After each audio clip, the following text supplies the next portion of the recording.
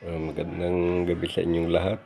Ito, may dinala kami ng lukban. Ay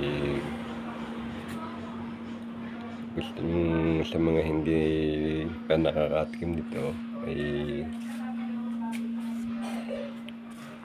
mas maganda ang kumain muna ng kanin bago kumain ito.